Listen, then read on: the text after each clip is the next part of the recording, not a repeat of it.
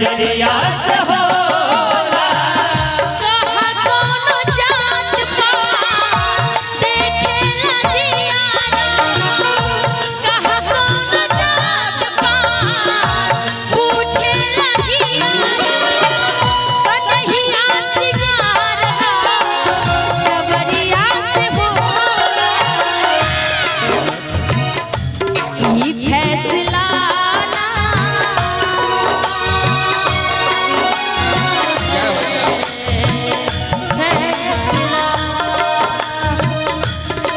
फैसला ना कटरिया से होला। ई फैसला ना कटरिया से होला। उमरिया के रोग नजरिया से होला। उमरिया के रोग नजरिया से होला।